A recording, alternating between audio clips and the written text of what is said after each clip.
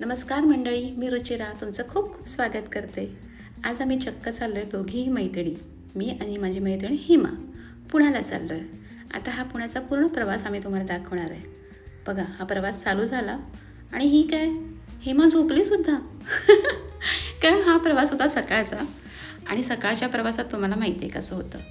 So नंतर बऱ्याच वेळानंतर जसं जसं पुणं जवळ आलं तेव्हा कुठे जाऊन आम्हाला विंडो सीट भेटली. मग काय निसर्गाची मस्त मजा घेत आम्ही ट्रेनमधून प्रवास केला. पण प्रत्येक वेळी असं होतंच नाही का, प्रवास कधी संपतोय, कधी एकदा रेशमाला जाऊन भेटते असं मला झालं होतं. म्हणून मी हेमाला सारखं कधी येणार गं पुणे, कधी येणार गं पुणे असं बोलून तिचं डोकं मात्र खाल्लं. मग ती काय बोलली, अगं आता आलोच, आता 1-5 मिनटात आपण पुण्यात पोचलोच. मग काय डायरेक्ट ऑटो आणि रेशमाच्या घरी. आणि खरंच तसंच झालं. कधी मी तिच्या घरी पोचली मला कळलंच नाही. चला आलं. तिचं घर बघताच बाहेरची जी नंबर प्लेट म्हणजे नावाची प्लेट होती, सावतांचे घर, परेश सावंत, रेश्मा सावंत, मला खूप आवडलं. आणि हे काय बघा, रेशमाच्या चेहऱ्यावरचा आनंद मस्त घट्ट मिठी मारली तिने मला. तर ही आहे माझी मैत्रीण रेश्मा, जी पुण्यात राहते आणि खूप दिवसांनी खूप वर्षांनी आम्ही भेटतोय. आणि ही तिची गोड मुलं. हा आहे अक्षय, ह्याच्या फर्स्ट बड्डेला मी इथे आली होती. आणि ही आमची छोटी विहा आहे ना गोड. तर अशा तऱ्हेने मी परेश आणि रेशमाच्या घरात एकदाची आलीच. इतक्या वर्षानंतर मिळण्याचा जो आनंद आणि जी मजा होती ती काही वेगळीच होती. मस्त चिकन बिर्याणी खाल्ली आणि आम्ही पळालो बाहेर. हे बघा, आमचा रिक्षाचा प्रवास चालू झाला. पोटभर खाल्ल्यानंतर रेशमाने आम्हाला सांगितलं, चला तुम्हाला एका प्लेसवर मी घेऊन जाते. अगदी रेडी होऊन तिघेही निघालो. रिक्षात तिला मी विचारत होती, कुठे चाललो आहे आपण. मग ती मला सांगत होती, चल गं, ते बघितल्यावरती प्लेस तू इतकी खुश होशील ना की तुला आनंद मी चेहऱ्यावर बघीन. आणि बोलता बोलता कधी ते प्लेस आलं कळलंच नाही. वाव, बघितल्यावरती मला असं झालेलं कधी रिक्षातून एकदा उतरते मी. इतकं सुंदर प्लेस होतं. आणि त्या प्लेसचं नाव आहे खडकवासला. अतिशय सुंदर रम्य अशी संध्याकाळ, नेहमी आठवणीत राहील, नेहमी लक्षात राहील अशी ही संध्याकाळ होती, जी मी माझ्या गोड मैत्रिणींबरोबर घालवली. काय सांगू तुम्हाला. मी पहिल्यांदा दोघींना विचारलं, तुम्हाला कसं वाटतंय. दोघी इतक्या खुश होत्या, चेहरा बघूनच तुम्हाला कळत असेल त्यांचा आनंद. रेश्मा मला बोलली, मला इथे आल्यावरती खूप छान वाटतं, मी खूप खुश होते. पुण्यातली स्पेशालिटी आहे ही खडकवासला. खरंच. आता हा बोर्ड बघा, भारतीय संविधानाचा सन्मान करणाऱ्या पुण्यात आपले स्वागत, राष्ट्रीय सेवा दल पुणे. खरंच खूप खूप स्वागत. वाव, खूप छान आहे खरंच. जसं पुण्यातली लोकं सुंदर आहेत तसे पुण्यातले प्लेसही खूप सुंदर आहेत. इकडचा एक्सपिरियन्स मला शब्दात सांगताच येत नव्हता. असं वाटलेलं, पुण्याबद्दल बरंच काही वेगळं ऐकलेलं, पण खरंच खूप सुंदर आहे खडकवासला. मी आवर्जून सांगेन, तुम्ही नक्की इथे एकदा भेट द्या.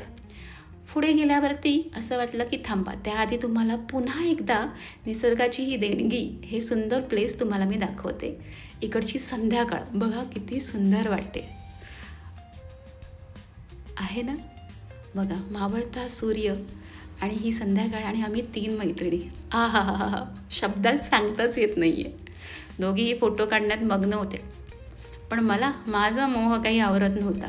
ही आहे आजूबाजूची मंडळी, काही जण फोटो काढत होती, काही जण मजा घेत होती. मग काय, रेशमाने लगेच एक कांदा भाजी प्लेट ऑर्डर केली की रुची इकडची कांदा भाजी का. काय सांगू तुम्हाला, मुंबईत तर मी कांदा भाजी खूप खाल्ली आहे, पण वा, इकडची बात काही औरच होती. एकदम कुरकुरीत क्रिस्पी अशी ह्या ताईने कांदा भाजी बनवून दिली. कांदा भाजी इतकी अप्रतिम होती. ताईला सांगितलं, 1 नंबर कांदा भाजी आहे ताई. तसे इथे बरेचसे स्टॉल आहेत आजूबाजूला, म्हणजे लागूनच, म्हणजे तुम्ही असं बोलाल की मी काय खाऊ आणि काय नाही. लागत कुठेतरी म्हणजे आपण जो मका खातो, ह्या मक्याचा स्टॉल होता. पुढे गेलात तर पावभाजी होती, त्याच्या पुढे गेलात तर कांदा भजी होती. हे बघा, इथे तर वडापाव आणि कांदा भजी दोन्हीही होतं. सो असे असंख्य स्टॉल, म्हणजे अनेक स्टॉल आहेत इथे लाईनशीर. तुम्हाला जे आवडेल ते तुम्ही इथे येऊन खाऊ शकता. मॅगी होतं, मॅगीमध्ये व्हरायटी करून देतात ते. इथे भेळ होती, त्याच्यापुढे गोळेवाला होता. इथे मस्त गोळा छान भेटतो. त्यानंतर स्पेशली म्हणजे कुठे गेल्यावरती आपला प्रॉब्लेम होतो बसायचा कुठे, पण ह्या लोकांनी अतिशय सुंदर प्रकारे अशा चटया टाकल्या होत्या जशा आपण घरी बसवून छान आरामात बसतो नाही का, तसं आरामात बसून इकडच्या निसर्गाचा आनंद आपण छान घेऊ शकतो. मी तुम्हाला आवर्जून सांगेन, कोणी कपल असाल, फॅमिली असेल किंवा निवांत तुम्हाला मैत्रिणींना टाईम घालवायचा असेल, आम्ही तर हा टाईम मैत्रिणी घालवतो आहे. सो तुम्हाला जसं जो कोणी फॅमिलीबरोबर मित्रमैत्रिणींबरोबर तुम्ही इथे छान टाईम स्पेंड करू शकता. एक सुंदर प्लेस आहे पुण्यातलं खडकवासला. ओ हो, खरंच मिस तुम्ही बघितलं नसेल तर मिस करू नका, इथे आवर्जून या, कारण मला हे प्लेस अतिशय आवडलेलं आहे. आणि रेश्मा बोलली चल चालत पुढे जाऊ, एका सुंदर ठिकाणी आपण बसू आणि छान गप्पा मारू. आणि मैत्रिणी असल्यावर तुम्हाला माहिती आहे ना, गप्पा इतक्या रंगतात आणि टाईम कधी संपतो हे कळत नाही.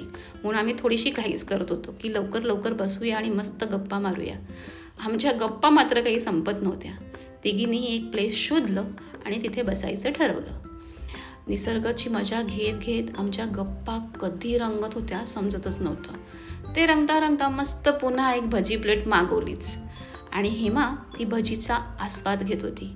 भजी कशी आहे बघायची तुम्हाला? ही बघा, गरम भजी आणि बरोबर मस्त अशी झणझणीत चटणी दिली होती. एक वेगळंच होती ती चटणी काहीतरी, म्हणजे तिची टेस्टच फार भारी होती. हेमा बोलली 1 नंबर भजी आहे. आणि काय सांगू तुम्हाला, मलाही ती भजी खूप आवडली. रेश्मा जी डाएट कॉन्शियस आहे तिचाही मोह आवरला नाही हां, तिनेही एक भजी तोंडात घातलीच. ह्या ताईने ती भजी केली होती. थँक्यू ताई, खूप सुंदर भजी होती, अतिशय सुंदर. ताई खुश झाली. खरंच ताई म्हणतो ना की एक थँक्स बोलल्यावरती माणसाच्या चेहऱ्याचा आनंद काही तो वेगळाच असतो. भजीचा आस्वाद घेत रेश्माने कधी मला कळलंच नाही भेळसुद्धा ऑर्डर केली. आणि ती भेळ म्हटलं बघूया कशी आहे, म्हणून मी 1 चमचा तोंडात घातलीच. वरती मस्त कैरी होती, बघूया. काय सांगू तुम्हाला भेळेची चव, आई शपथ. म्हणजे मी मुंबईत इतकी भेळ खाल्ली आहे, पण ही भेळ काहीतरी वेगळीच होती हो. म्हणजे रेश्मा बोलली ही जर भेळ तुला खायची असेल ना तर फक्त पुण्यातच यावं लागेल बरं का, आवर्जून सांगत होती, फक्त आणि फक्त पुण्यात. आणि खरंच ही भेळ मी पुण्यातच खाल्ली आहे, खडकवासल्याला खाल्ली आहे आणि अतिशय सुंदर भेळ आहे. बघा ही भेळ कशी आहे ना सुंदर, भरभरून कैरी टाकली आहे आणि आतमध्ये काय मावशीने जादू केली आहे देवाला माहिती. चव 1 नंबर आहे. तुम्हाला सांगू का, जर तुम्ही भेळ प्रेमी असाल तर इथे येऊन नक्की भेळ खा. माझा मोह काही आवरला नाही. मी त्या मावशींजवळ गेली थेट आणि त्यांच्याशी गप्पाच मारायला सुरुवात केलं. मावशींना विचारलं, मावशी तुम्ही इथे किती वर्ष आहात हो? मावशी बोलल्या गेले 20 वर्ष. आणि त्यांनी मला चक्क काय सांगितलं माहिती आहे का, की मी मुंबईतलीच आहे. मग तर मी खुश झाली बरं का, कारण मुंबईतली माणसं पुण्यात येऊन बिझनेस करतायत, क्या बात आहे. मावशी मुंबईतल्या आहेत आणि गेले 20 वर्ष इथे त्या बिझनेस करतायत भेळीचा. आणि अप्रतिम असा बिझनेस त्यांचा चालतो आहे असं सांगत होत्या. बरोबर त्यांनी त्यांच्या लेकीला सुद्धा बोलवलं आहे आणि त्यांचाही आनंद काही वेगळाच होता. त्याही माझ्याशी खूप गप्पा मारत होत्या, त्यांच्या गप्पा काही संपत नव्हत्या. मग मी मावशींना भेळ कशी बनवतात हे विचारावं का हे मैत्रिणींना विचारायला गेली. मैत्रिणी बोलल्या जा बघ, मार गप्पा, विचार त्यांना.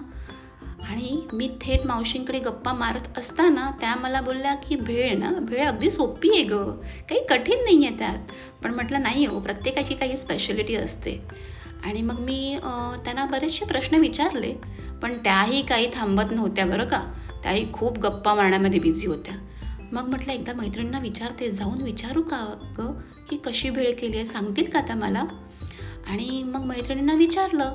मैत्रिणी मला लगेच म्हणाल्या, अगं तू जा, पुण्यातली माणसं भारी गोड आहेत, ती तुला नक्की सांगतील भेळ कशी बनवायची आणि कशी करायची ते सुद्धा. मग काय, रेश्मा असं बोलल्यावर आणि हसल्यावरती मी तर ठरवलं आत्ता जाणार मावशीकडे आणि मावशीला. आणि हेमा बघा खूपच सुंदर भेळ आहे, मी नक्की बनवीन, तू नक्की जाऊन विचार, एकदा फक्त रेसिपी विचारून ये. मग काय मी थांबली नाही, मी लगेच गेली मावशीकडे धावत. मावशी काय मग स्टार्ट. तिलाही माझ्याशी गप्पा मारायला खूप आवडत होत्या. तिने मस्त टॅमॅटो कापला आणि हे काय टोप घेतलाच. आता तिने प्रथम टाकल्यात हे कुरमुरे, ठीक आहे. कुरमुरे टाकल्यावरती त्यात तिने ॲड केले आता ही पापडी.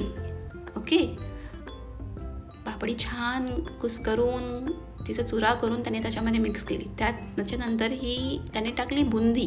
ही गोड बुंदी नाही बरं का, ही तिखट बुंदी आहे. मग टाकला थोडासा कांदा, ही चटणी होती. माझ्या मते ही ना खजूर आणि चिंचेचं पाण्याची चटणी असावी. आणि मग त्यांचा सिक्रेट मसाला. यात काय होतं माहिती आहे का? मी त्यांना विचारलं. यात होतं मिरची आणि कोथिंबीर, ह्या दोन्ही गोष्टींचा ठेचा. आणि मध्येच त्यांनी काहीतरी ॲडिशन केलं असणार बरं का, पण त्या थोडी मला सांगणार आहेत, कारण प्रत्येकाची एक सिक्रेट रेसिपी असते बरं. आणि मग काय, टोपात त्यांनी मस्त ती भेळ मिक्स केली. हा, माझ्या तोंडाला पाणी सुटलं होतं. असं झालेलं कधी ती भेळ खाते मी. मग काय, मावशीने लगेच सर्विंग प्लेटमध्ये ती भेळ काढायला स्टार्ट केलं. सर्विंग प्लेट घेतली आणि त्यात अगदी साध्या पद्धतीने, काही विशेष असं नव्हतं, पण बघा कधी कधी असं असतं, साध्या गोष्टीही आपल्याला खूप भाळतात. विशेषतः साध्याच गोष्टी आपल्याला जास्त भाळतात. आणि ह्यात भाळणारं काय होतं माहिती आहे का, ह्यातून वरतून सर्व केलेली ही बारीक शेव आणि त्यानंतर ही किसलेली, त्यांच्याकडे ऑल टाईम कैरी असते बरं का. त्या मला सांगत होत्या, तू कुठल्याही वेळी ये, मी तुला अशीच कैरी किसून देईन. त्या कैरी ऑर्डरने मागवतात. आणि मस्त असं बोलल्यावरती 2दा किसून भरपूर कैरी टाकून ही प्लेट त्यांनी आम्हाला सर्व केलीच. सो ही भेळ आणि ह्या भेळेचा आनंद खायला तुम्हाला खडकवासल्यालाच यावं लागेल आणि ह्याच मावशींकडे बरं का. सो ह्या मावशीने भेळ मस्त रेडी करून ही माझ्या हातात दिलीच. आता आम्ही भेळेचा आनंद घेतो. आणि तुम्ही हा व्हिडिओ मला कसा वाटला हे नक्की सांगा. आणि पुढची मजा अजून बरीचशी बाकी आहे. हेमा म्हणते अशी भेळ खायला नक्की पुण्यातच या बरं का मंडळी. आणि मी सुद्धा आता ह्या भेळेची मजा घेते. तुम्ही हा व्हिडिओ कसा वाटला, आमच्या 3 मैत्रिणींची पुढची मजा बघा. पुढची बरीचशी मजा बाकी आहे. आता मी भेळेचा आस्वाद घेते. व्हिडिओ पूर्ण बघा आणि आता आपण भेटू पुढच्या व्हिडिओमध्ये. तोपर्यंत बाय, टेक केअर, काळजी घ्या.